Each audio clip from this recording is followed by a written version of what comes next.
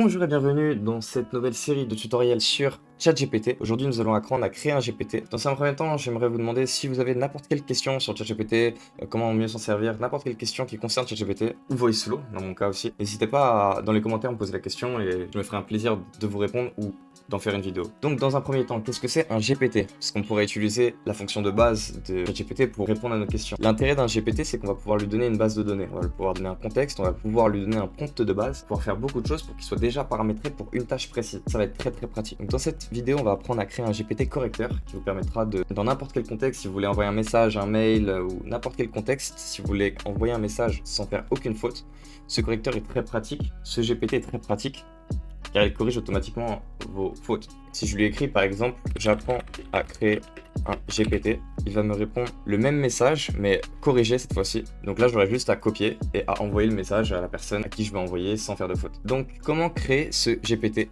ou un GPT en général?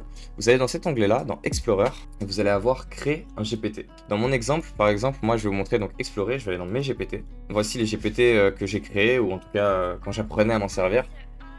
Donc on voit que moi c'est celui-là que j'utilise beaucoup plus de 100 messages. Et voici comment est structuré un GPT, voici comment créer un GPT. Donc vous allez dans créer, vous créez. On lui donne un nom, une description, ça n'a aucune utilité, on peut lui donner quand même. Et c'est là où ça va être intéressant, on va lui donner un prompt de base. Comme ça on n'aura pas besoin de le réécrire à chaque fois. Si vous utilisez souvent le même prompt, c'est mieux de créer un GPT, comme ça vous ouvrez directement cette page-là. Vous lui donnez un prompt de base et il est déjà calibré pour cette mission. Vous voyez qu'on peut charger des fichiers, etc. pour lui donner de la base de données, pour lui donner encore plus d'informations, pour qu'il soit encore plus performant, pour qu'il nous aide du mieux possible. Donc pour ce GPT-là, c'est un GPT très simple. Vous voyez, j'ai juste donné une instruction de base, puisque pour l'anecdote, c'est qu'avant de connaître que les GPT existaient, je réécrivais ce prompt à la main et après j'écrivais mon message. Et après j'avais un chat qui était programmé pour ça, mais c'était un peu relou. Là, moi j'ai un GPT et c'est sans accroc à chaque fois que je veux envoyer un mail ou quoi que ce soit.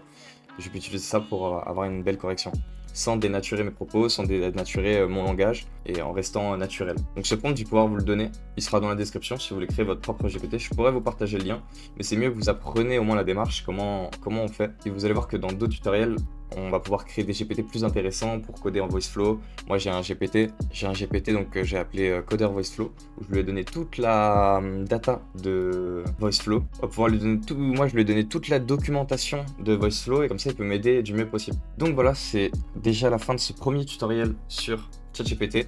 N'hésitez pas encore une fois si vous avez n'importe quelle question concernant l'IA ou quoi que ce soit, moi je suis passionné, ça me ferait plaisir de faire les recherches à votre place et d'en faire une vidéo pour vous répondre du mieux possible. Sur ce, je vous laisse une excellente journée, on se dit à bientôt.